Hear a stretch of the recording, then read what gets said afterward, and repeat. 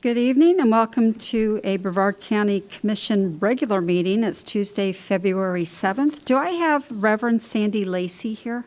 Come on up, ma'am, if you would. And you're here to kind of open our meeting before we start. Bringing greetings from Rockledge Presbyterian Church. Glad to see all of you and all of those who are gathered here. Let us pray. Most holy and gracious God, we thank you for this day and for your many blessings too numerous to count. We thank you for these leaders and their willingness to serve our needs in this county. We pray for their strength, perseverance, and discernment skills as they weigh what is best for Brevard County and for the individuals who reside here. Help our leaders to make good decisions that will benefit the common good as well as individual needs. May they be able to hear the concerns, truly listen to them, and respond in responsible and helpful ways. Suspend personal, everyday worries and fears to help them focus on the tasks at hand. We also pray for our citizens. We ask you to bless our life and work together, and where there are differences, may respect and honor prevail. Help us make good decisions to provide good work and wonderful entertainment for our citizens.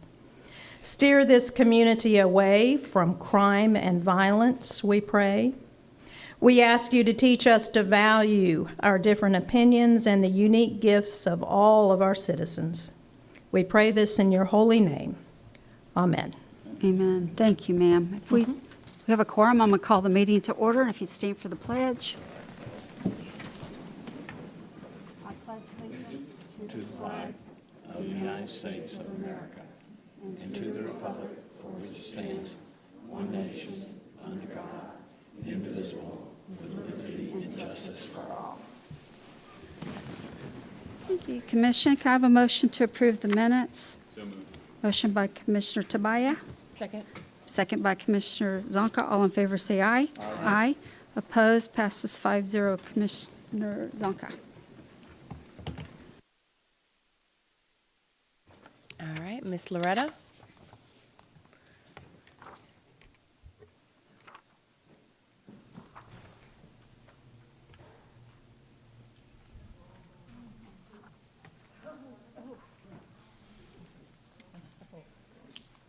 It is wonderful to see you as always. Yes. So I'm going to read the resolution and then I'm going to give you a chance to speak, if that's okay. Thank you. Whereas Dove Bible Club Incorporated is an extraordinary grassroots ministry founded by Loretta Dozier with an assignment from God to sow into the lives of young people and foster a love of Scripture in their hearts.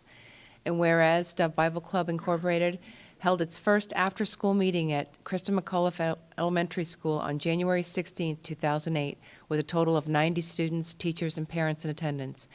And whereas Dove Bible Club Incorporated has many volunteers from different churches and businesses that have spent countless hours working with thousands of students and parents to share the gospel in a way that allows them to explore their faith. And whereas the Dove Bible Club Incorporated celebrated its 15th year anniversary on January 26, 2023, and now serves 41 elementary schools in Brevard County, and hosts Dove Bible Club TV, which airs 3 times a week on Super Channel Orlando TV 55, with the potential to reach over 3.8 million households throughout Central Florida. Yes. Now therefore be it resolved that the Board of County Commissioners, Brevard County, Florida, hereby grants and commends Dove Bible Club Incorporated on their 15th anniversary of faithful service and hard work inspiring young people in our community. Done, ordered, and adopted in regular session the 7th day of February AD 2023. Madam Chair, I'd like to make a motion to approve. I have a motion. Second. Second by Commissioner Feltner. All in favor say aye. Aye. Opposed? Passes 5-0. Go ahead. Good evening. Thank you, Commissioners. Thank you, Madam Chair. Thank you, Commissioner Zonka. Thank you, Commissioner Feltner. Thank you, Commissioner Goodson and Commissioner Tabaya. Thank you, sir, County Attorney Richardson, and thank you, County Manager Abate. Thank you all so much for this resolution. We appreciate it. Our goal is simple. It's to share the love of Jesus Christ with students in school. Our goal is to share the death, burial, resurrection of Jesus Christ with students. We want students to know that they are loved. Do you understand and do you know how many students don't get to hear those words? And it's summed up in one scripture. And I'm going to have some of all of the volunteers quote it with me. And that's John 3:16.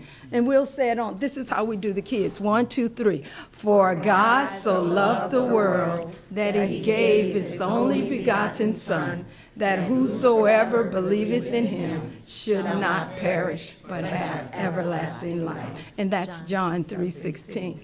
And we also share the character of Jesus Christ. Research states that the character traits and the values, the morals that children learn between the ages of 5 to 12, those are the same values and morals that they take into adulthood. So we want to sow that word of God, instill the word of God in the hearts of our children so they can grow up and change their communities, change society, and eventually change our world for Jesus Christ. So thank you again. And I would like the volunteers, because they spend so many hours and they have spent so many years volunteering with Dove Bible Club. So I would like them to just introduce themselves. We'll start with Brother Ed. Brother Ed from Palm Bay. Linda Taylor from Melbourne, Florida. Tina James from Palm Bay. John Keane from Melbourne. Carmen Keene from Melbourne. Edie Serrano, Palm Bay.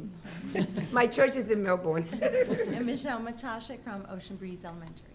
And then we have Pastor Evie here.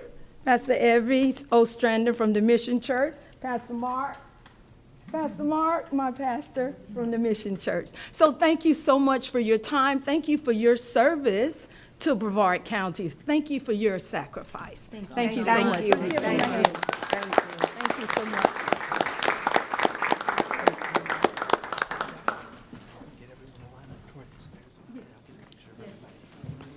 Yes. Pastor Mark, would you come, please? I thought we didn't go get in the picture.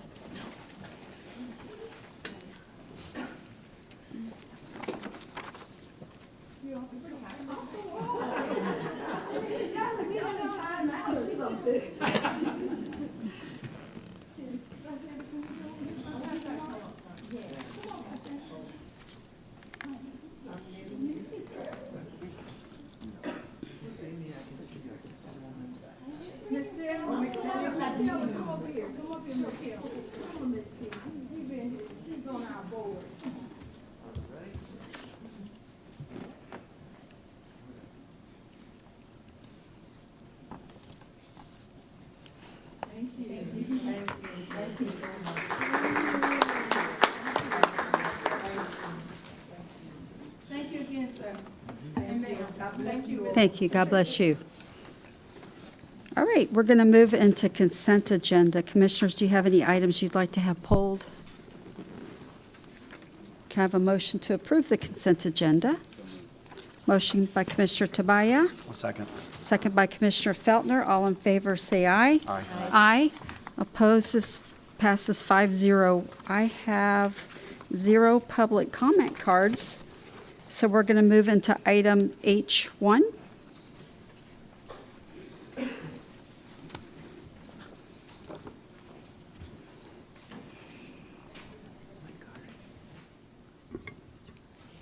Good evening, Madam Chair. Item H1 is an approval of an amendment to the ordinance for fats, oils, grease management.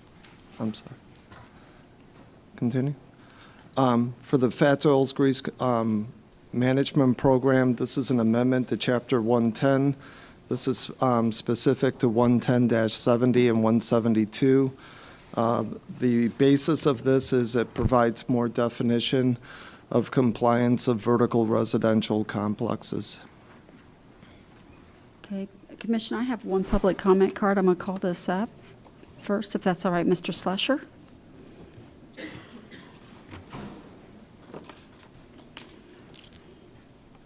Good evening. For the record, my name is Nathan Slusher in Titusville, Florida.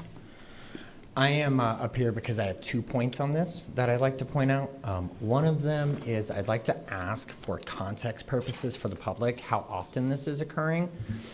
Do we have blockages in the sewer system from fats, oil, and grease regularly, or are we making new laws of something that happens once a year? The reason I'm asking for that is because the cost allocation for the problems is $3,000 to $5,000. And for a vertical apartment complex that has 20 units making $20,000 to $30,000 a month, that's going to have a rent effect. It will affect the rental market because that's a huge amount. Now, if it's happening regularly, I'm absolutely okay with holding people accountable if they're causing problems. I understand that. But I would like to know, if possible, if we can get some context on that. The second point I want to point out is if you look in your agenda packet, on the underlined section, or the amendment that has the underline so you could see it, section 5 under maintenance, going down to subsection D1 for inspections. The county has done a fantastic job writing out how the inspections will occur, but the only thing not included is any notification to the property owner. So as this reads, if there's a blockage, then the county, the government, would then be in charge of inspecting the government property, the sewage lines. And if they determine that a private property is to blame, they just send an invoice. And the owner has no opportunity to see the inspection themselves. I fear that if that occurs, that could cause long-term problems with court cases, which would incur more tax dollars. So I would ask if it's possible to amend that so that the property owners are notified so they can be there at the inspection, so that or one of their representatives, management firm, et cetera, can be there. That way, if it is their problem and they caused it, they can see it and not have an issue later on. Thank you. Thank you, sir. Mr. Fontaine, I'm going to give you opportunity to respond if you want to. If you guys have those types of detailed questions, it's probably better to send them out to the commission ahead so we have time to gather the data. Sometimes some of these questions might take a little bit more research than others. But I do know this is an enterprise fund, so it's a little bit different than other government taxing things like ad valorem that you guys have to do. So it's kind of run a little bit more like a business, but sir. Right. Just to kind of go through the probability or the percentage of what we get at vertical residential complexes are low. And thus, when we were looking at how we were originally wrote the fats, oils, grease, we were seeing that we were, it was an excessive cost in order to apply with the original ordinance for that, and that's why we considered it with the reduction.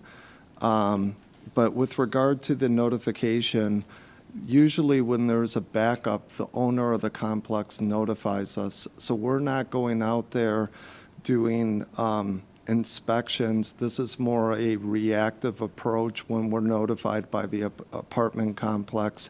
And when that occurs, their management team is usually present when that's occurring. Thank you, sir. Commission?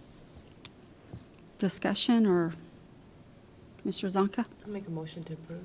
Have a motion to approve. Second by Commissioner Goodson. All in favor say aye. Aye. Opposed? Passes 5-0. Item I1.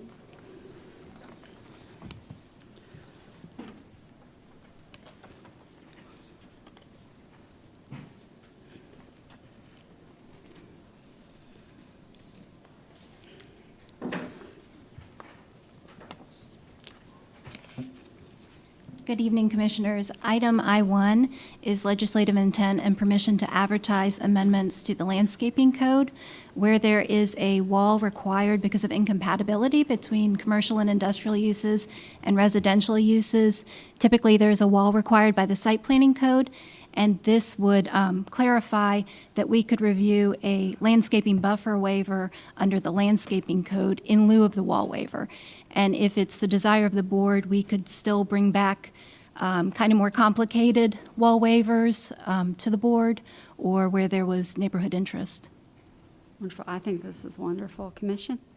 I have one question. Commissioner Goodson? Is there any consideration given to the type of trees that are in proximity of the wall for future damage of the wall? Yes, sir. We have an appendix in the landscaping code that goes through hundreds of species and their planting requirements. So we certainly do give consideration to those dimensions. One more question. You're on. Just one more question. If you look up and down sidewalks, you look at walls, and you see oak trees, is oak trees a good tree to put beside the wall? Typically not because of their spread and their rooting requirements. It depends on the type of wall. So we would review all of that as part of the application. Thank you, Madam Chair. Thank you. I think part of this is you keep bringing back items to us, like if it's natural buffers, it has to come to us, and I think they're always better than, have them do the concrete ones. So that's what I like about this one as well. So, do you have a motion, or? I'll make a motion. Motion by Commissioner Feltner, Second. second by Commissioner Zonka. All in favor, say aye. Aye. Opposed, passes 5-0. We're moving into item I-2.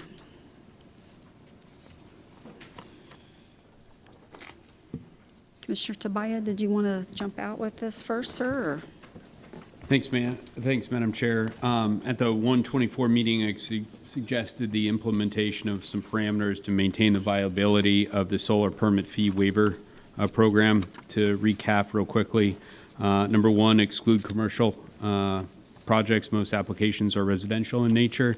However, the commercial projects come at a much higher cost, therefore a much higher permitting fee. They are exempted out. Number two, cap the amount waiver per permit to the first $250. Since 2018, this would be 71.6% of permits would have been completely waived. Capping it at 250 would have been an average savings of about $37,000 last year, I guess close to $38,000. Number three, homeowner notices, and this came at the consideration of Commissioner Goodson. So I'd like to thank him for his comments there and his great idea regarding the contractors pocketing the waived money. Many applicants are not aware. They qualify for a waiver because the contractor has issued the permit and does not remit the savings. This would be ameliorated by, upon completion of the permitted job, a letter would be mailed to the homeowner regarding the waiver, informing them that they should contact their contractor if they did not receive the savings. And finally, a one-year renewal. So instead of putting this out into perpetuity, this would come back to the board in a year, and further changes could be made depending on the amount of money that was waived over the course of the previous year. So that is a quick summary of what is before you. Certainly willing to go in more detail if needed, but upon completion, I've got a motion. It's basic, just to approve the attached resolution, direct staff to begin the item in, bring the item back in 1 calendar year for possible renewal. Okay, Commissioner Tabaya, I went back and really studied through all the numbers. I got really comfortable with it, and I had a chance to speak to staff about the percentages of these. I think this is a really good item you're bringing forward. One question to see if you would consider this, because I talked to them as far as letters, and if it's a construction company that's building homes, it might not make any difference if we send them a letter. So I'm thinking your intent was get it into the homeowner's hand if somebody else is doing the work for them. So like if a neighborhood's going on in by a certain group, a construction area, it might be something that would give staff a little bit of ability not to have to send those. So I want to throw that out because I talked to them about that. Madam Chair, may I? Please. Tad or the other gentleman with a tie, are you able to? His name's Billy. Oh, Are you able to make that determination? Because I certainly would have no problem. I thought it would be easier to blanket, but if you're able to make that determination to save a few bucks on stamps, it sounds like a great idea. I think we'll be able to make that determination because we can weed out the construction companies and just look for individual owners. Matt, thank you. Madam Chair, I'd like to amend my motion to eliminate the companies outlined under your plan with the homeowner notice. Okay, so I have a motion on the table. Do I have any comments or second? Second that. By Commissioner Goodson. All in favor say aye. Aye. Opposed, passes 5-0. All right, we're moving into item J1. I missed I3. I'm going to move I3 to the end. Okay. Okay, J1.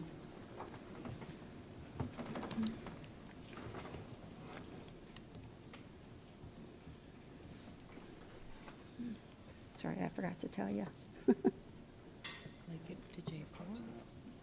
Is there a J4? Yeah. I thought we better just do it right at the end. Good evening, Commissioners. J1 is a request from the Department of Army for a right of entry for environmental assessment and response for the former Naval Air Station Banana River off-base disposal area designated as formerly used defense sites. The requirement or the request is to sign the right of entry. Normally, for those that are working in our right-of-way, we have a right-of-way permit, but we're not permitted to make any changes. It will include investigations, air sampling, soil samples, water samples, and the potential for large excavations. Thank you, sir. I have one comment card. Ms. Sandra Sullivan.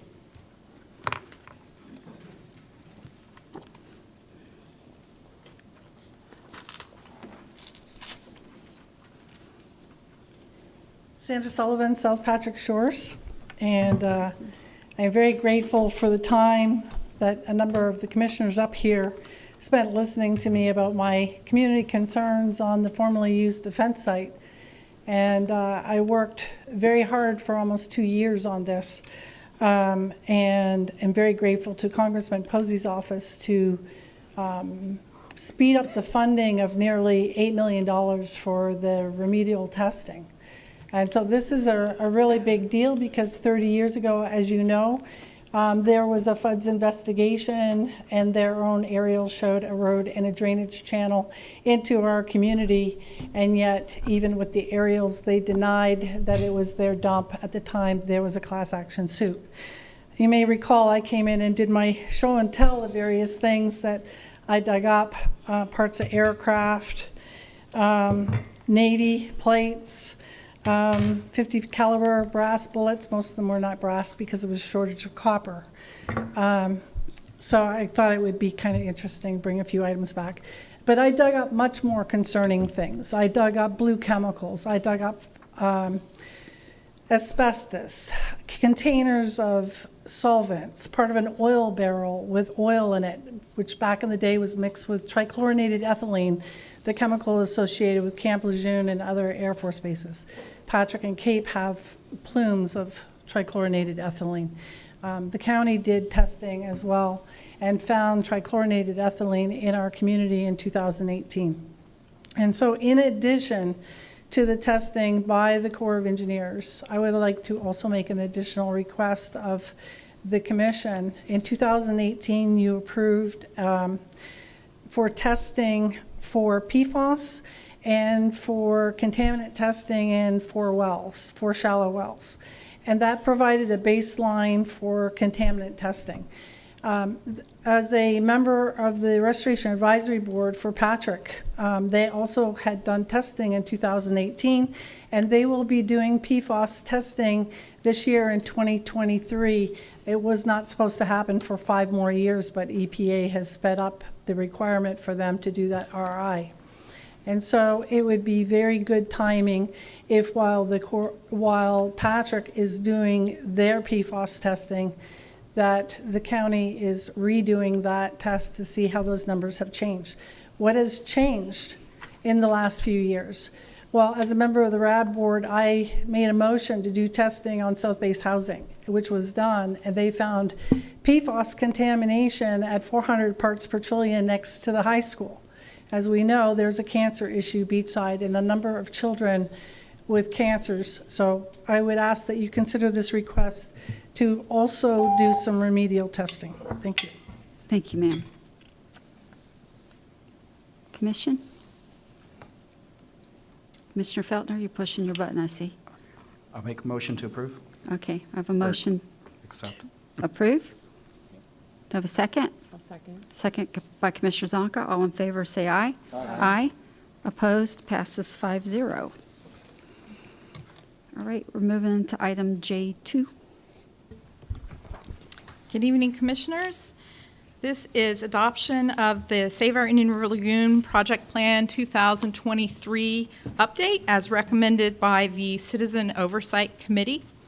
The 10-year revenues have been adjusted up due to inflation. Anticipated collections increased by $44.3 million, and those are allocated $18.1 million for stormwater projects, $5.2 million for environmental dredging of muck, $2.3 million for wastewater, $1.1 million for public education and outreach, and $1 million for vegetation harvesting, with the remainder going into reserves to offset the inflation of future construction costs. The requested action includes adoption of the plan, associated budget change requests, signature authority to move forward with agreements to execute all of the projects approved in the plan,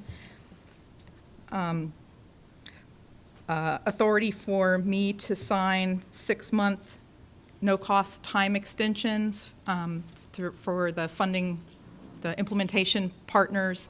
There are all sorts of delays with these projects, especially with supply chain issues, and permission to go to bid or RFP to get these projects done, and to apply for grants to leverage our local dollars with state or federal funding.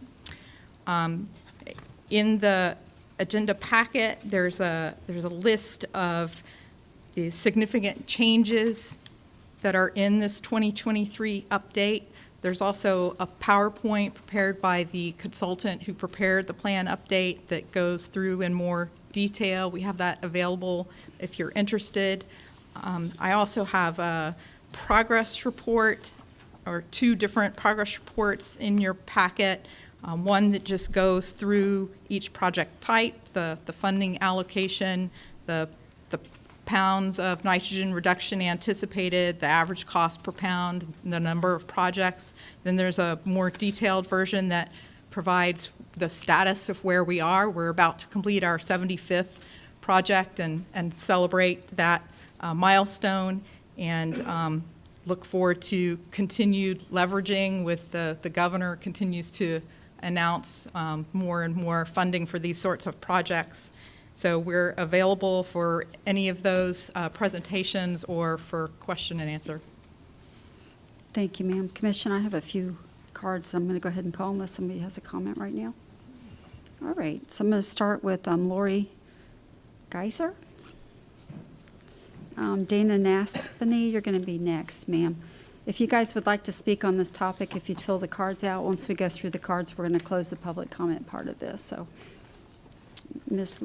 Lori, if you would state your name and address for the record, it'd be wonderful. Certainly. My name's Laurie Geiser. Can you get closer to the mic? Short and quiet, sorry. Good evening. My name is Laurie Geiser. Thank you very much. I'm at 256 Nokomis Way.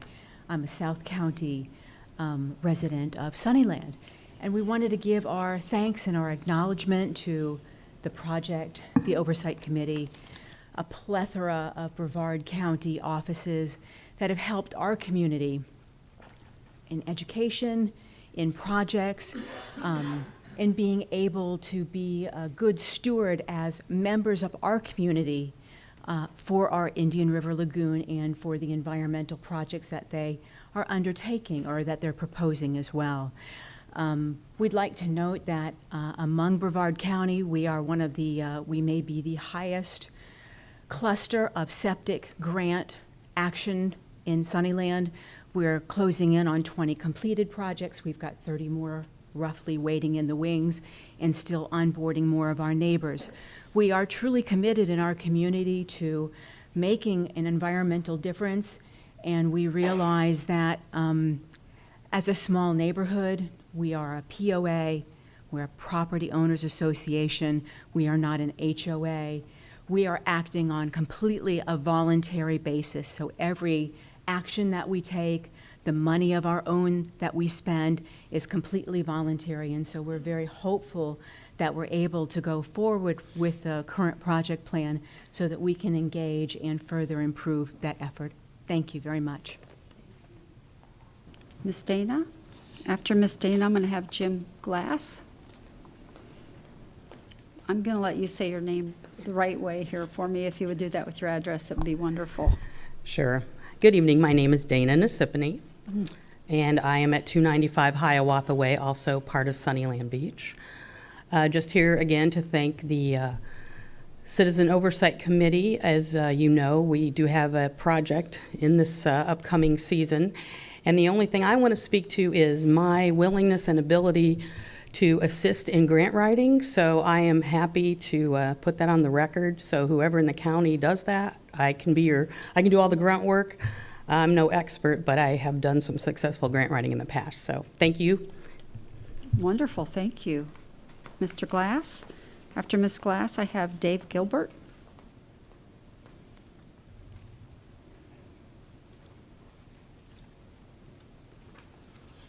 I have copies for each of. Thank you, sir. And I probably need an extra minute. I can't, sir. You got 3 minutes. Thank you. Talk quick. Okay. I'm a conservation director for the Florida Fly Fishing Association. There are two concerns I have about the plan. And one is that the plan adds $11 million of new projects, of which about half is for demucking canals in the Mullet Creek area, and before they remove the source of the muck, which is the septic tanks. The second point is the plan needs to add funding for the preparation of a plan to eliminate or upgrade all septic tanks. There are 16,000 of them that are within 55 feet of the waters of the lagoon. I'm very familiar with Mullet Creek area. From fishing out of Honest John's Fishing Camp, I kept my boat there many years. Let me say I absolutely agree the muck in these canals and adjacent waterways in the Mullet Creek need to be removed. The plan shows that the removal of these tanks is unfunded. There are 200 tanks in that area. The 200 tanks generate about 52,000 gallons of wastewater per day. That's 19 million gallons in a year. And this is the primary cause of the muck deposits in that area. The plan has a statement, if the source is not removed first, dredging will have to be repeated. The COC has the cart before the horse, in my opinion. The second concern is the 16,000 septic tanks. These generate 4 million gallons of wastewater per day that gets into the lagoon. And even though it's diluted, in my opinion, the septic tank wastewater, along with stormwater, occasional discharges from sewage infrastructure, are the primary sources of nutrients in the lagoon. These nutrients cause turbidity, algae blooms, and muck deposits, which have killed the seagrasses. The plan has funded stormwater projects, which has and will reduce the effects of stormwater on the lagoon. What the COC committee needs to do is fund a plan to upgrade and connect these septic tanks to a sewage treatment plant. Monroe County prepared a plan to eliminate 27,000 septic tanks and 100 package plants, which was implemented in the year 2000 and has since been completed. Sarasota did a similar plan about 2000 to eliminate 12,000 septic tanks in the Philippi Creek watershed. These septic tanks were a major cause of the degradation of the water quality in Sarasota Bay. If Sarasota County and Monroe County can develop a plan to do this, why can't Brevard County? The projects in Monroe County and Sarasota plans were completed in about 2000. The commission should ask the COC how many septic tanks in the IRL watershed have been upgraded or removed during the 6-year period? I don't know. I couldn't find it. Finally, our focus has to be on eliminating wastewater entering the lagoon. Everything else, demucking, planting seagrass, adding oysters, clams, should be postponed until the lagoon water quality is significantly improved and the seagrass has returned. Thank you, sir. Thank you. Thank you. Mr. Dave Gilbert? Ms. Sandra Sullivan, you're next, ma'am. Hi, my name is Dave Gilbert. I'm 303 Nokomis Way, also in Sunnyland Beach. Can you hear me? Okay. I've lived there for 28 years, and I've physically seen the muck increase. The community was not built all at one time. They were built from the 70s on out. Some of the septic systems do need replacing. Some of the septic systems are replaced. I think there's probably 4 of them on my street. My neighbor's getting a new one right now today. Not all of them are bad, and it's not the only source of the muck.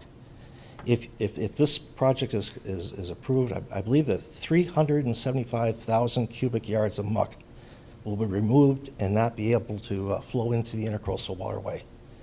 I respectfully disagree with the gentleman that this project should be one of the first things that's done. Septic systems is being done in parallel, but doesn't have to be, the cart doesn't have to be before the horse in this case. We've done projects promoting oyster beds in our community. We've done whatever we can do, but we cannot do the demucking effort, and it was referred to as dredging. We're not calling it dredging. It's not dredging. We're simply looking to get rid of the muck in the community, and it makes the entire intercoastal waterway, well, not the entire one, but a lot of it, more usable for a lot of people. There's a lot of people that come in my backyard every day and enjoy the wildlife, the manatees, the dolphin that are there, and the demucking effort that will be done here will make that water better. And I appreciate the recommendation to proceed with the project. Thank you, sir. Thank you. Ms. Sandra? Mr. Lou Konek, you'll be next, sir. Oh, there you are.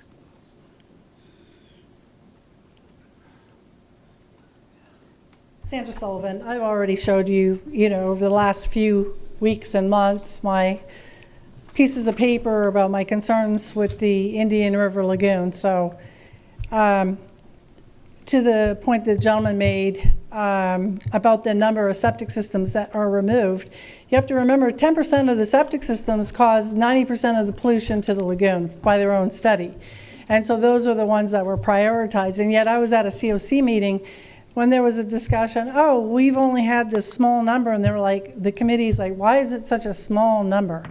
And she said, well, I only sent out one postcard. And they were like, we'd knock on doors, just ask us, we can do marketing. There's a lot we can do.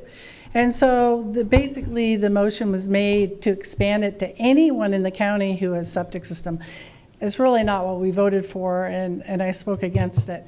But the big issue is, and when you go back, is what the voters were promised. What the voters were promised in 2016 in the Florida Today included AWT plant upgrades. It included infrastructure, and in fact, it's represented in our referendum language when it says capital improvements and capital upgrades.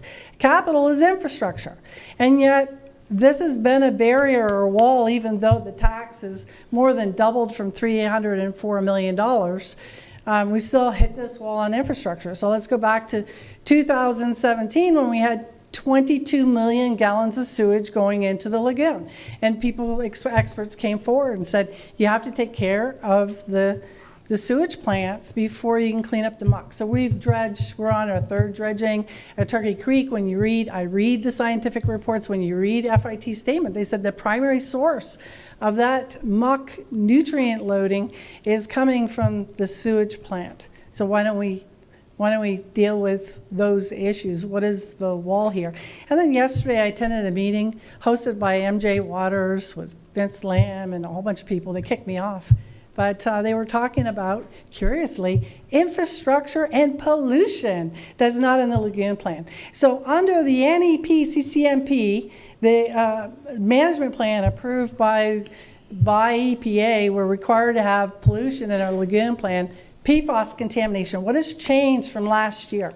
What has changed? We have a University of Florida study that says PFAS contamination from the military and our sewage plants is contaminating and is at high levels way above the health advisory limits. But is pollution in the lagoon plant? No, it's not, even though we have the data. This does not make sense. And then at the COC meeting, I take objection to Marcy Frisk, who writes the plan, who denied and said that the EPA, this lawsuit to the EPA for pollution was dismissed. No, it has not. And I would say, is it a conflict of interest that her husband is on the St. John's board? Thank you, ma'am. Mr. Lieu, and then I have Vinny. Vinny, are you here? There you are. Hi, how are you? Sir, go ahead. Terrific. Thank you very much. Lou Kotnick, Melbourne. And I just want to celebrate that we're actually having this conversation, that we actually have the plan, that we have the tax, that we're making progress. And I want to give my appreciation to the staff, to the COC, to the board, and to the residents for putting this in place. I'm on the board of the Brevard Indian River Lagoon Coalition, and I personally, we as a group, attend all of the meetings, watch them on TV oftentimes. For the COC, we do a lot to go ahead and educate both ourselves and then the community about the projects that are in the plan, the projects that are done, and the projects that are coming up. So really what I want to say is, you have enabled a very sound system that includes the COC, includes review, includes your review of the more technical and broader expert review. I endorse what's being done. I think the new revision for 23 is good. If there are real technical issues, they should come to the COC, and I know some have, but let's stick with the plan. Thank you very much. Thank you, sir. Vinny Taranto?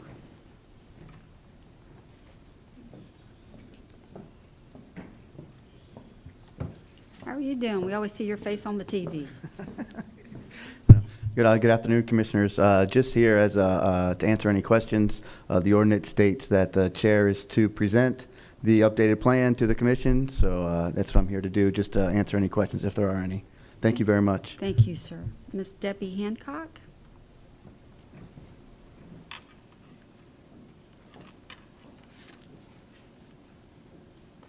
Thank you. I'm from Sunnyland Beach, and I just want to say thank you to the Sorrel Committee in particular for all of their help and assistance, and just give you a little bit about Sunnyland and why the dredging is so important.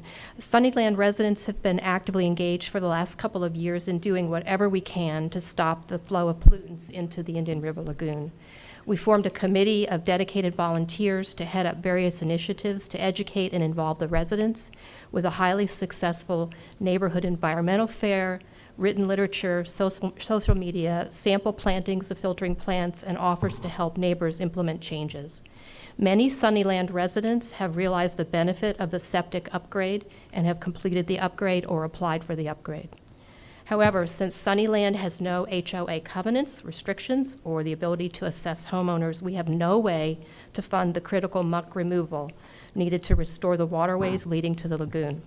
We are committed to reducing our impact, but need the financial help to remove the muck that already exists.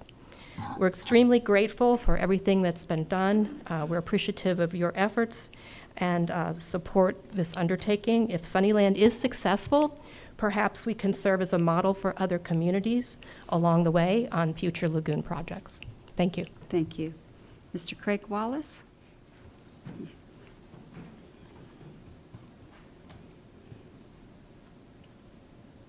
Good evening. I'm Craig Wallace with the Brevard Indian River Lagoon Coalition. You've already heard from the coalition, so you know we were to support the plan. We've attended all the COC meetings, and we really follow it very closely. And if there's concerns that we saw, we would certainly let you know.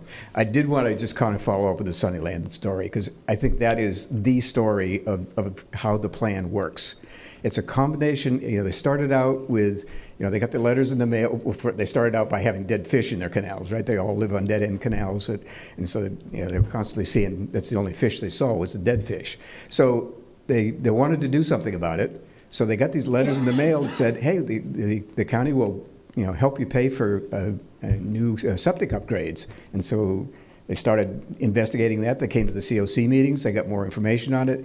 They started a program. They actually got all their community members to really join together. And they came in the orange shirts, we all call them, in the COC meetings. So the result was that they band together and they realized that it wasn't just a matter of stopping the leakage from their sewers. It was also all the muck in there, and how do we get the muck out? So then they came and lobbied for muck removal, and I think that is a balanced approach where you've got the gazintas are taken care of, and while we're taking the stuff out. So I just think that's a model example of how, one, a community can get together and make this happen, and two, that the program is there to allow that. So I think I would say that's a great part of what this program does. So thank you very much. Thank you, sir. That's the last card, so I'm now close public comment on item J2. Commission, any comments? Ms. Virginia? I do want to make a couple statements. Y'all should go to the COC meeting and express your concerns. It's probably the best place to hash some of these items out. And I do want to mention that this is going to be a generational project. It's going to take a long time to take care of this because we did construction in the 50s and 60s. And there's a lot of these pipes, even in houses, that hook to sewer systems that are leaking underground. So this is going to be an ongoing thing. And I think we'll start seeing more of these changes as the new construction comes in and we have higher criteria for what we're building and putting in. So I just want to make those statements. So everything we do is going to help with this right now. Ms. Virginia, I do have a question for you, and you're going to just shoot me for asking this off the cuff. But these advanced systems we're putting in the septic, how are they as comparable? Something in a house built back in the 1970s that's on the sewer system, I'm guessing that's probably going to be a lot more damage to the environment than the high-end septic systems, correct? So a conventional system at best is 30 to 40% nitrogen removal, but that's if it's installed with good separation from the groundwater table.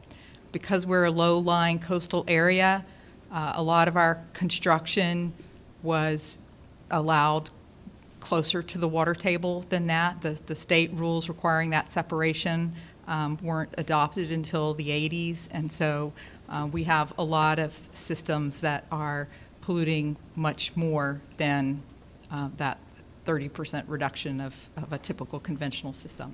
The advanced systems remove 65 to 85%, depending on which kind of advanced system the homeowners select.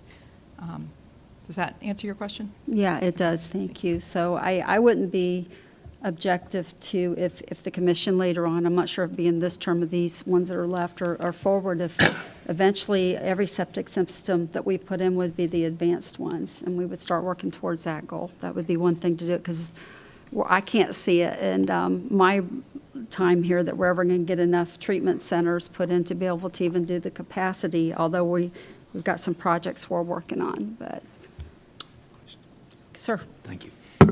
And this is for Virginia.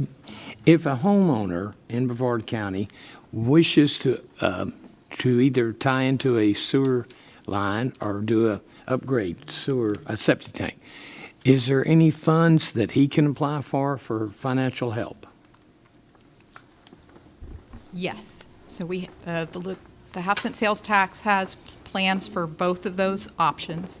So if they are in a septic to sewer conversion area, then they will be mandated to connect. If they are near an existing line, there is a grant program to help pay for them to connect. If they are not near any kind of sewer and really their only option is to upgrade, we also have a grant program to help them with the cost of that upgrade. There are 2 changes in this 2023 update regarding those programs. Previously, there was the amount that homeowners were eligible for septic upgrades was based on 65% performance standard, minimum performance standard for advanced systems. But like Commissioner Pritchett just asked, there are more advanced systems than that basic. And so this provides an incentive for people to choose the best system for their yard. So if they can use a system that would remove 85%, then the funding that they would be eligible for would reflect that increased nitrogen reduction, that increased performance.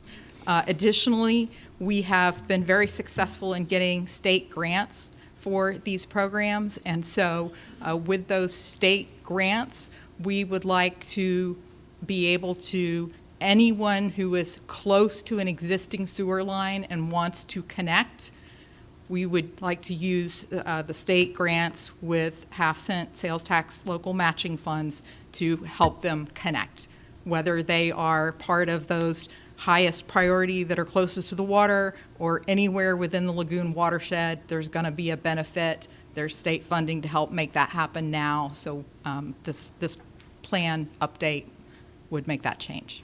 Another question.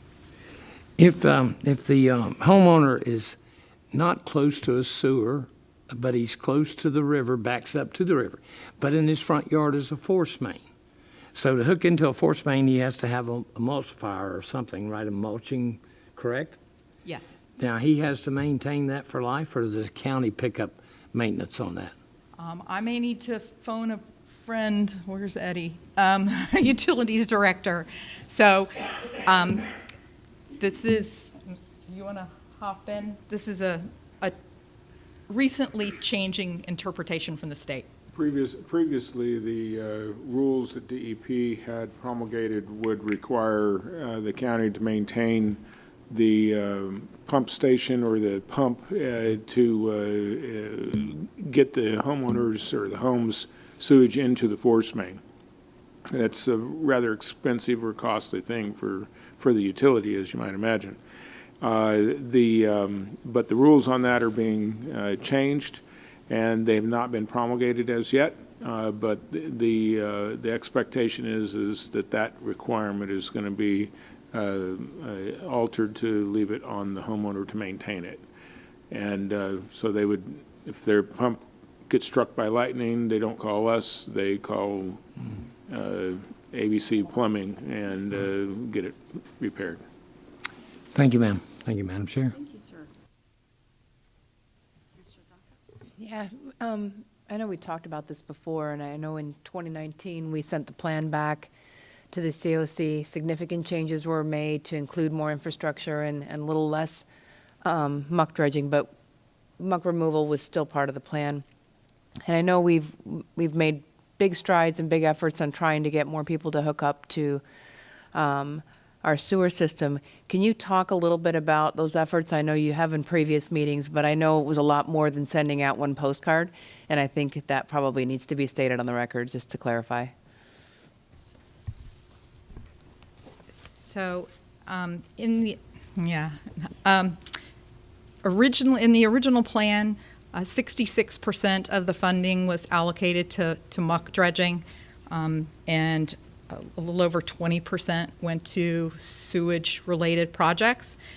Currently, in this plan, the combination of muck and interstitial treatment combined is 37% of the funding, whereas all of the sewage-related projects combined are 43% of the funding. So that was a significant shift recommended by the board in 2019, and this plan update is consistent with that. The postcards, there was a meeting where we were asked about the level of effort, and at that time we had only sent one postcard. We have done additional mailings. We are working on, other techniques to reach folks and working with the city utilities as well to get the word out through their utility bills and, other communication mechanisms. So, that's just an ongoing program. Of course, there's press in today's paper. There's the more we get the word out that these programs exist, hopefully the more participation we will get. And because I know prior, we had talked about the resistance of some residents to hooking up, even if the county was to cover the complete cost of it. People still didn't want to hook up. Correct. And that's where I think we were talking about mandating and all that other stuff. And also, too, I think it's just important to mention that this commission, and prior to these new two commissioners, have committed tens of millions of dollars to new infrastructure improvements, sewer capacity improvements, pipelining. I mean, we've done more and have committed more in the past 2 years than probably has been done in 20. And I'm excited and proud of that. So I know we're doing our part, and it's not all coming out of the Lagoon Fund, so maybe people aren't seeing it or know about the efforts, but I'm excited. We have to be able to handle all these new customers and be able to prevent as much I&I as we can to make sure that our facilities can handle the amount of sewer that has to treat. So thank you for your efforts, and I appreciate the efforts of the COC. And I'm going to go with the science on this one and support the plan. Okay, Commissioner Goodson, then Commissioner Thank you. Mercer. Thank you. In the 5 districts, and I'm not talking about people that don't want to pay the fee to hook up once you install the sewer. Talk to me about the people that probably voted for the cleanup of the Indian River Lagoon, now adamantly don't want you in their neighborhood because you're going to damage a tree, correct? So how many of those are you facing? That's tough. A lot of notifications were just sent out to thousands of people that are in the septic to sewer projects that are in county design right now. And so those notifications included our phone number for people with questions. So our phones have been ringing off the hook for the 2 or 3 weeks now with questions and concerns. So there are a number of people who they want the lagoon cleaned up, but they want to point the finger at somebody else to be the solution, and Then can you not tell me their why yard. all of them are in my district? Wouldn't you like to share the wealth? That's funny. I just asked him how he knew to ask that question. Oh, yeah. I'm going to bring you over for a special meeting when they come, okay? We are available for those special meetings, sir. Okay, wonderful. Commissioner Feltner. In the coming years, what will it take for Brevard to improve the wastewater treatment facilities and bring them up to the advanced wastewater treatment? And is that something that the half-penny sales tax can contribute to? When we developed the plan in 2016, we looked at the level of treatment at all of the facilities in Brevard County, public and private, county and city. We identified those that had the highest concentrations, that needed upgrades the most. Those are the ones that are funded in the plan.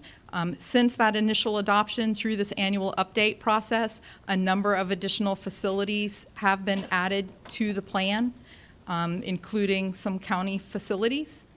And Frank is giving me signals that he wants to weigh in.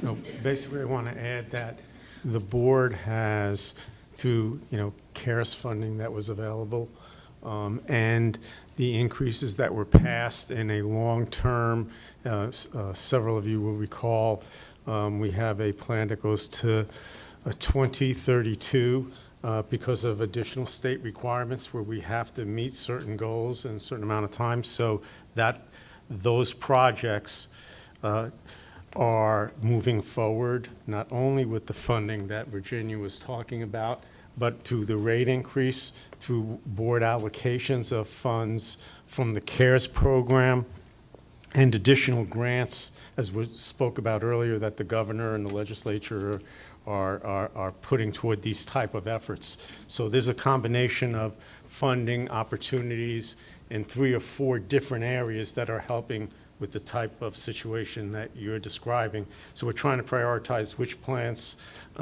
will move at what time, but the goal is to, by 2032, is to meet all those standards that the state has increased the expectations of what kind of reuse water and what levels are going to be in the advanced wastewater treatment facilities that we're going to have.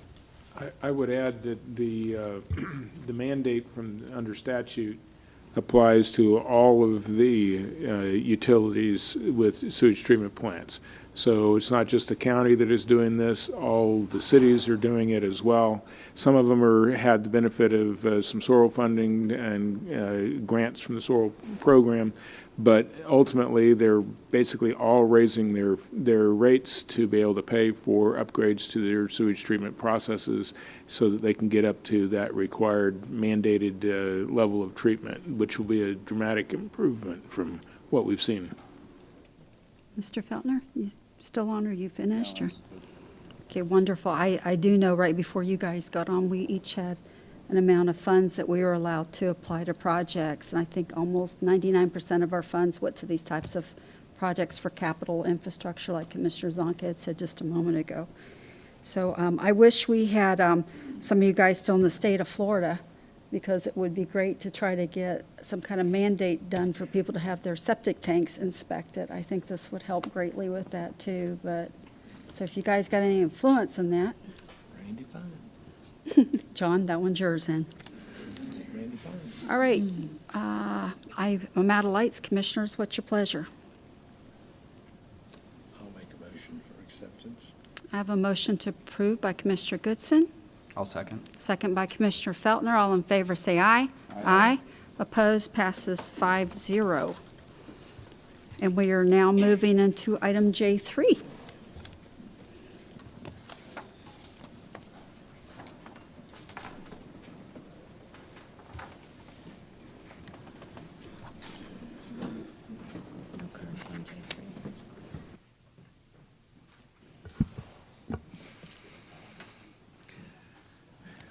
Evening, Commissioners. Item J3 that you have before you is the department's repair, rehabilitation, and reconstruction policy. Last time it was before you was in April of 2017. You'll notice through the documents that are provided as attachments, there's a summary document showing changes. Primarily, we've added definitions, cleaned up some of the language to make it more efficient for not only us, but also the citizens that we're trying to serve. And then we have 2 significant changes. One is adding a strategy for limited repair for people between 121 and 140% area median income, which right now for a family of 4 is $113,680. That would capture workforce housing, and families that are in that category of workforce would be eligible for some of the repair programs, specifically limited repair. You'll notice that the language in the policy regarding that is contingent upon the state's approval of our local housing assistance plan. Because these are state dollars, they would have to okay the use of those funds in that manner. However, it does dovetail quite nicely with Senate Bill 102, which is currently working its way through at the state level, which does include language regarding workforce housing. The second major change has to do with construction costs. As you've heard numerous times from other departments, we've seen a tremendous increase in those costs. We went and looked at the producer price index for construction materials. I looked at the month following the previous approval of the plan, so May 2017 compared it to May 2022, and there was a 59.2% increase in construction materials. So we've adjusted the maximum assistance levels to accommodate and reflect that. And then we've also asking for approval for us to, on an annual basis, adjust that assistance level based on what that index does. Thank you, sir. I have no cards on this commission. Make a motion to approve. Motion by Commissioner Zonka. I'll second. Second by Commissioner Feltner. All in favor, say aye. Aye. Opposed? Passes 5-0. We are now going to item I3.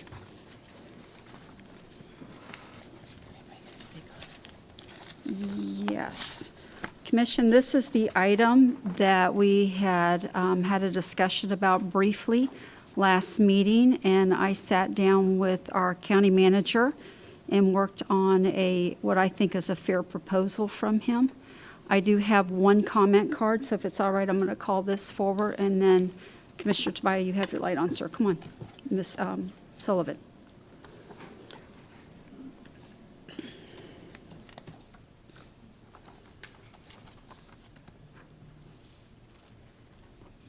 Sandra Sullivan, South Patrick Shores. Yeah, I appreciate that you've been working with Mr. Abate for a number of years, and he certainly has a lot of knowledge of the county. My concern is we have a lot of top management in the county getting ready to retire. And one of my backgrounds in knowledge management and obviously for proactive management.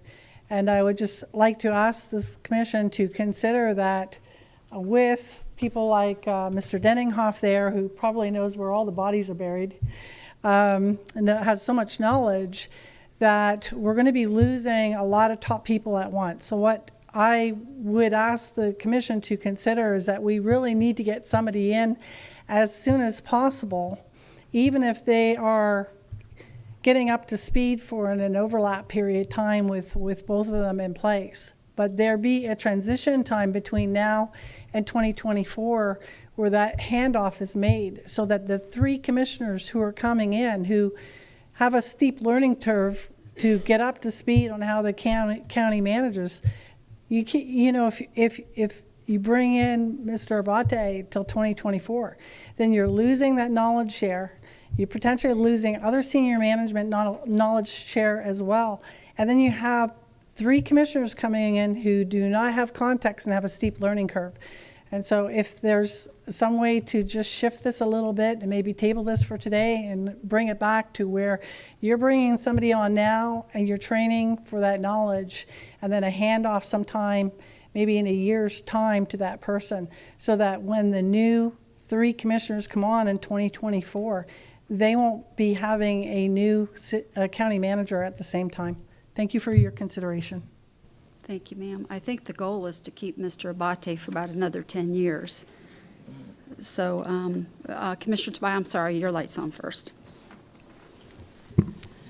Thank you, Madam Chair. And I don't know where anyone else was on this one because of sunshine, but I know I'd certainly poked and prodded Frank, asking him to extend his tenure with the county numerous times.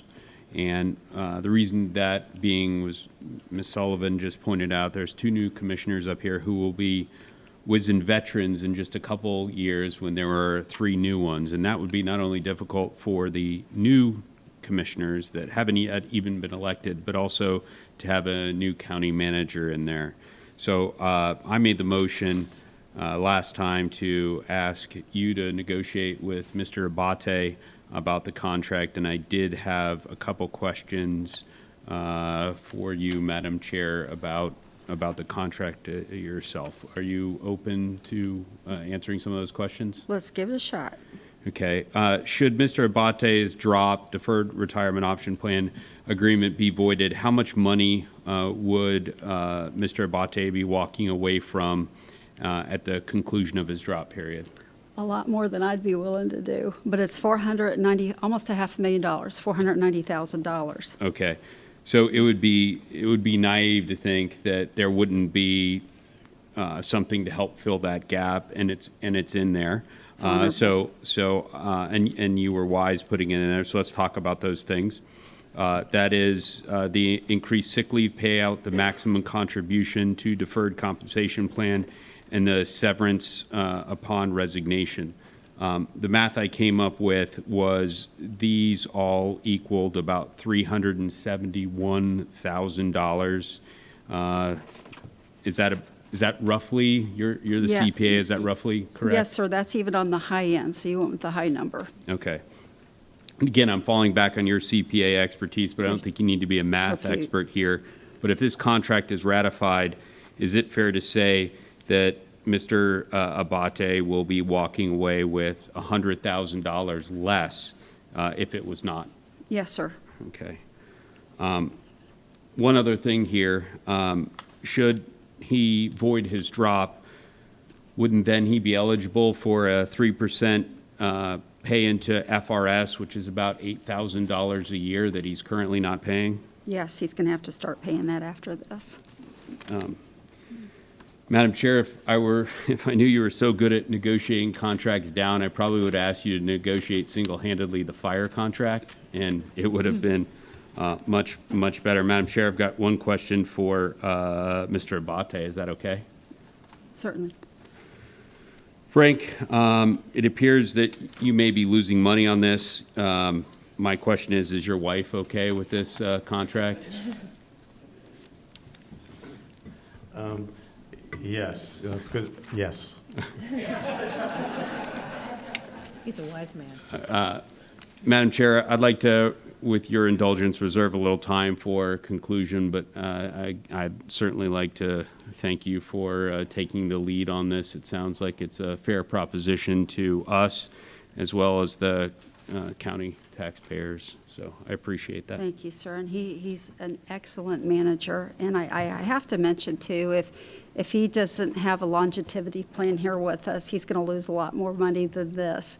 So this is Frank making a commitment to kind of stay on track here and to do this job for years to come in the future. And, sir, I really thank you and appreciate you for that. And I think you're a great manager, and even if we went out looking, we're not going to find someone that would be better than you in this position. You know the community, and you know how to serve the commission, and you have knowledge of every department. And, sir, I just think you're wonderful. Mr. Feltner. Mr. Feltner. First of all, I share the thought with Commissioner Tabaya that it's obvious we're going to have 3 new commissioners here at the end of 2024. And I think that the new commission should select the next county manager. So that's a big motivation for me, and I think this does that. With regards to the point made earlier about bringing a new person, I think we're doing that. So obviously we'll go through that selection process, and Frank will help us with that with the new commission.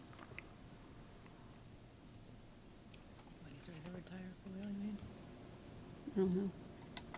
Are you on? Okay. I guess that would be when Frank's ready to retire for good, I'm guessing was what you're suggesting, right? I would, if I were him, I'd probably retire soon, but appreciate that he's going to do this. So yes, when he retires. Yeah. For certain. And I just wanted to add that, Frank has always been accessible. He's one of those people you don't want to email or message late in the evening because he'll respond right away. He won't wait until the morning, even if you say it's not urgent. He'll call you, yes, what do you need? So I just appreciate that about him. He's a great leader. His directors will tell you the same, and I'm honored to have him work for this board. I think we're very lucky. I think we kind of ended up with Frank by mistake, and I think it was the greatest mistake this county could have gotten. So I appreciate how apolitical he's been, as a manager, which is something you don't often see, and I appreciate how he treats his employees. So thank you, Frank, for being willing to stay on, and I'm not sure why, but I appreciate your service to this county and to this community more than you know. Thank you, Madam Chair. Frank, I'm not going to give you any hooplas on greatness, okay, because I haven't known you that long. But I don't know if just by information only, and I have questions for you, Madam Chair. Pasco County, 270, Polk County, 227, Volusia County. What are you reading? I'm reading the county manager's pay rate. I'm sorry. Okay, Volusia County, 229.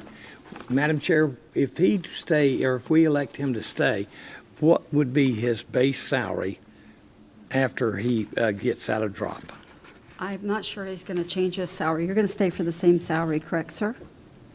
Yeah, the contract doesn't provide for any increase in that base salary. Okay. But in the negotiations, rather than get 50% of your well time, you're going to get 100%, correct? Yeah, you know Madam Chair? what, yes, sir, on that, when the last county manager left, we did the same with him Did you? on that. When we released him, we went ahead and gave him 100% of the sick pay as well. Do we do it to employees that retire, like Mr. Ritchie retired the other day? Did he get 100% of his sick pay? No, but he's not running the whole county though either. It's a Okay. little different. Well, So- I got you. So Frank's running the whole county with a whole bunch of directors, correct? And they're wonderful. And I think just recently, we did a lot of good increases for the directors as well. You know, again, you'll get to know him after a while, but when he first took this job over, it was with an extremely dysfunctional commission. And he was able to pull things together pretty quickly. And so I guess it's going to be after you guys get to that comfort level over the first few years, but we were tough on him for a while, too. So that's going to be up to you guys to figure that out later with what you do, sir, so. Yeah. But this isn't any different than what we would have done even at the time for Stockton. When we tried to keep him, we were getting ready to offer him quite a package to keep him as well, so. Now, if I'm not mistaken, the way I read it, once he gets on this other contract and you're paying in advance yearly, he could quit in one day and get paid? Is that correct? Well, if he does, he's gonna miss out the 495, so that's gonna be a drastic reduction in his pocketbook to leave earlier than a set amount of years. Now, under the FRS, by the state law, is he can stay? There's no violation of any state law after his drop-down date was? I don't believe so. Legal? Yeah, legally. I don't know. Yeah, I'm asking. I don't know. Let me ask legal.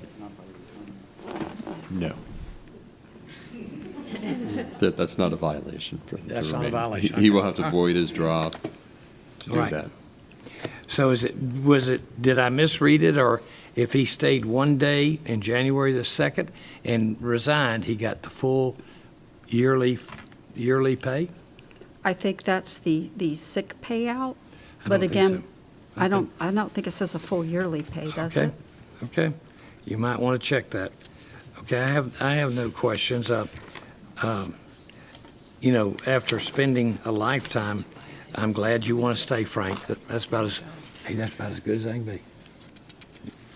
Commissioner Tobias, and then Commissioner Feltner, you're back. You're trying to get off. Okay. Thank you, Madam Chair. And I largely did a lot of what Commissioner Goodson did, but I looked a little closer to home. I looked at neighboring counties. Osceola County, which has a population of about 25% less. Currently, their county manager makes $296,000. Indian River County, which has a quarter of our population, at only 160,000 people, the salary is $199,000. So Frank does make a little bit more. However, he's got 4 times the responsibility, and this is going to hurt Commissioner Goodson. But one time, I think you sat on the Port Commission. I did. Yeah. I hate to bring up the Captain Murray again, but the dude's got 206 employees and makes $500,000. I am sure. Commissioner Goodson. But he deals with Yes. So, in fact, the Florida State did an article about that pay raise and said that we could pay the county manager, we could pay the school board CEO, and still have $88,000 to cover what the port commissioner makes. So, in fairness, compared to employees of your past as well as neighboring, we're getting a great deal. Let me throw something else out there. If we were to go for a search firm, we're looking at another $60,000 to $100,000, and Yeah. I'd like to, I spoke with Mr. Abate probably 4 or 5 years ago, and I asked him to what his thought was about me bringing up a pay raise, because I'd seen what some neighboring county managers were making, and he was far below. And when I meant far below, I mean $30,000 or $40,000 below, and he was adamantly opposed to me bringing it forward. So I respected his wishes and didn't do it. But to be clear, the reason I wanted to do it wasn't necessarily about Frank. It was about future leadership, because the reality of the situation, we weren't bringing anyone here at the rate that we were currently paying. So we're at a comparable rate now. I think we're getting a good deal. Because of that increase, we were allowed to get a who seems to be very competent county attorney in here. So we have some great folks. And then, worst of all, Frank has to deal with the egos of 5 of us on a daily basis. And mine's probably bigger than the other 4 combined. But the way he balances that is wonderful. I'll tell you right now, I hope Frank works here a great deal longer. Dealing with the 5 of us is well worth his salary. So I'm going to make a motion to approve the proposed update to the county manager's employment agreement, and thank the chair for doing such a good job negotiating him down. Thank you, sir. I have a motion. Second. Second by Commissioner Zonka. All in favor, say aye. Aye. Opposed? Passes 5-0.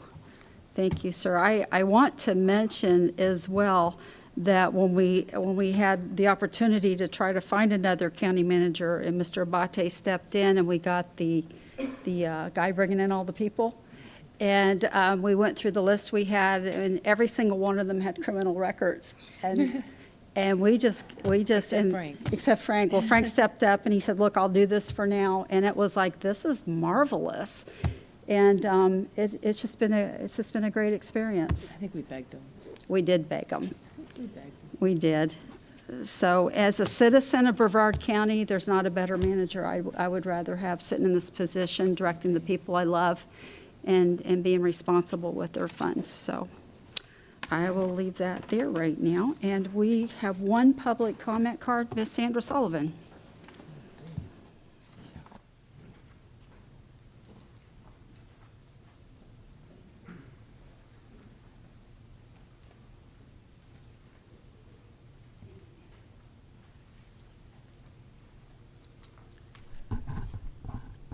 Good evening, Honorable County Commissioners.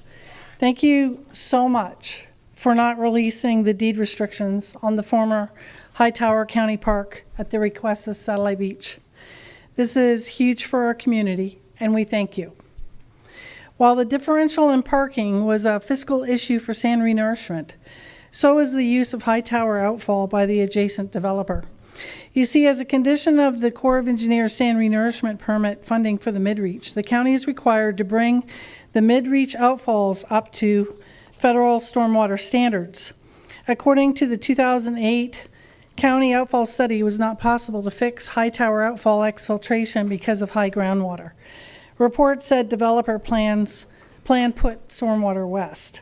That changed with the view who misrepresented an application that exfiltration was present on the outfall. I gave St. John's the county report. Based on the permit, it seems that the county is out of compliance on the Corps of Engineers contract on the Hightower outfall use. The Corps of Engineer contract, I believe, is worth over $100 million to the county. In that light, I urge your coordination with St. John's regarding resolving the stormwater permit. The conservation issue also remains, so our community is asking that you go a step further and enforce the county park agreements, given the latest news that the city has removed the former county park and the Save the Coastlands from the FCT management plan without the consent of the county, who is joint acquisition partner. The county partnership doubled the FCT monies per Florida Administrative Code 815 required Brevard to put conditions of funding in your comprehensive plan, for example, capping density. For that reason, I believe the county has standing on these FCT agreements. It is immoral and improper use of the conservation lands when the city promised generations of Brevard County residents will be indebted to Brevard County to create these conservation lands. The purpose was to be a dark and undisturbed beach for endangered green sea turtles. Instead of protecting, the city is monetizing the beach with lights and intensity use, which will destroy the site, and our attorney says violates the adjacent property clause of the FCT deed. In 2012, the county gave city interest in both Hightower Park and Save the Coastlands while the city was insolvent, according to the city's own statements. I believe the interlocal agreement of the county parks are violated by the city with both immoral and improper use clause, as well as the approval of the Sky Bridge, which the city approved in both readings of Ordinance 1177. Under the remedy provisions of the agreement violated, the park shall revert back to the county. Thus, our community asks to please take action with a legal opinion. Thank you. Thank you. All right, closing public comments. We're going to move into board reports. Mr. Abate. I have one item. That is the upcoming budget workshop, which is scheduled for February 16th. There are some, after speaking with the chair, there's some scheduling conflicts with commissioners, and so I'd like to ask that we cancel that workshop for that date and let us talk to the commission officers to see when would be an appropriate time to have a budget workshop. If the board does that, what I would say is that there is an item relating to eels, which staff is currently working on, and what we'd like to do is bring that back to the board because it deals with the eels referendum that was passed, and staff is preparing a variety of information to get some board direction as how to move forward with that. And what we would do is we were planning to bring that at the workshop, but we will bring it up in one of the upcoming regular board meetings for discussion, and then we will deal with other items relating to the budget workshop excuse me, as we go forward. Thank you, sir, and thank you for that. Commission, is that all right if we go ahead and readjust that meeting to another date? Okay. Do you need a motion on that, sir, or we just have a consensus? That's good, yeah? Yeah, I believe we need a motion to cancel that. Have a motion to cancel? Motion by Commissioner Tobias. I'll second. Second by Commissioner Feltner. All in favor, say aye. Aye. Opposed? Passes 5-0. Is that all, sir? Yeah, outside of thanking the board for the confidence and your comments and the support to moving forward, I will continue to try to serve you very well. And, I have hopes of helping the new board, once that comes on board, decide how they want to move forward with the organization. We are moving, and we started last September dealing with succession planning issues to try to make sure that we leave this organization, those that are leaving within the next couple of years, in a better place. That's been our goal for the last 7 years, to make sure that when many of us leave, that we'll be leaving the organization in a better place, and that's going to continue to be the driving force in what we do. So I appreciate the board's confidence in myself, and that's all a result of all the staff I have around me, so I'm very appreciative of all them and everything they do to make this organization what it is. So thank you. Thank you, sir. County Attorney, sir. I have no report, Madam Chair. Thank you, sir. Commissioner Goodson. Yes, thank you, Madam Chair. Would like to correct my illustrious compadre right here in crime. I was not there when we hired him. I was long gone. Just thought I'd clear that up, okay? Commissioner Tobias. You know he's going to go do some research now. Yeah. Okay. I'm sure the previous one was heavily paid as well, overpaid. Luddite, I think, is what your individual got in trouble for saying, if I recall. But 75 years ago, the first Polaroid camera came out. Gas was 26 cents a gallon, and George Marshall, a proud graduate of VMI, came up with his plan to rebuild Europe. Also, on February 9th, 1948, my dad was born.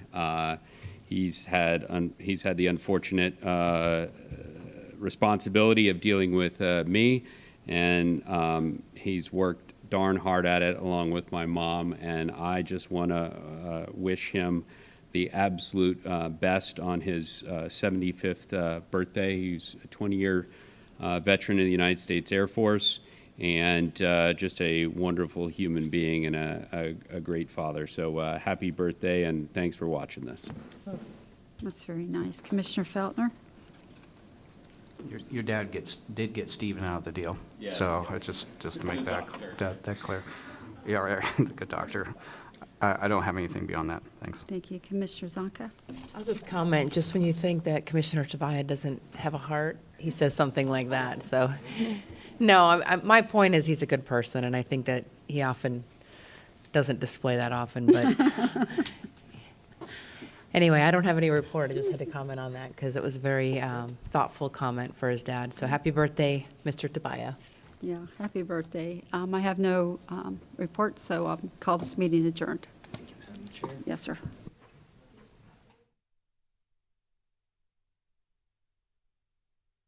The opinions expressed by any member of the public during any period of public comment do not necessarily reflect the views or opinions of the Board of County Commissioners of Brevard County, Florida, Space Coast Government Television, or the program sponsor, and are solely those of the presenter. The Board of County Commissioners of Brevard County, Florida, Space Coast Government Television, and the program sponsor hereby expressly disclaim any and all responsibility or liability for any defamatory or slanderous statements expressed by any member of the public during any such period.